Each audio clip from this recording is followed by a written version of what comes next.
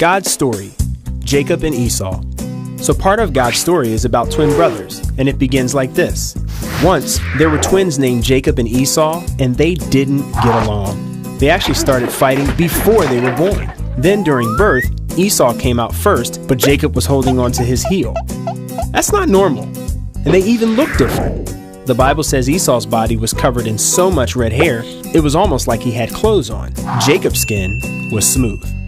Well, they got even more different as they grew up. Esau hunted animals and spent time outside. Their dad, Isaac, was a big meat eater, so Esau was his favorite. Jacob, on the other hand, was a quiet guy who liked to stay indoors. Their mom, Rebecca, liked Jacob the best.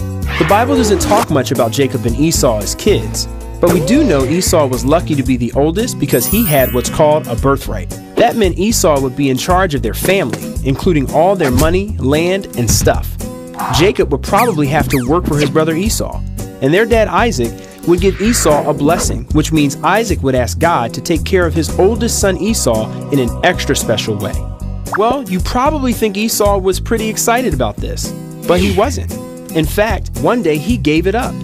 He'd just returned from a hunting trip. Since he was out killing animals all day, he didn't have time to eat. He came home starving. Jacob was making stew, so Esau said, "Quick, give me some of that stew. I'm very hungry."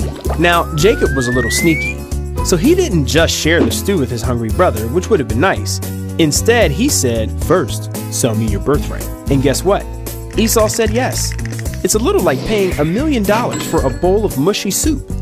We don't know why Esau did that, but the Bible says he didn't care about the birthright. But later, when Isaac was really old and about to die, he wanted to ask God to take special care of his firstborn Esau. So he told Esau to go hunting and make him some tasty food, maybe for the last time. Now, Esau wanted the birthright, so he left right away to hunt. Meanwhile, Rebecca had heard Isaac and Esau talking, and remember, Jacob was her favorite. She wanted him to get the blessing, so she did something really sneaky. She told Jacob, "I will prepare tasty food for your father. You take it to your father to eat. Then he'll give you his blessing before he dies." See, Isaac was blind. She was telling Jacob to pretend he was Esau. But there was a slight problem with her plan. First off, Esau was hairy. So if Isaac touched Jacob's smooth skin, he would know the truth. The Bible says Esau had a certain smell too, which might be a polite way of saying he stunk.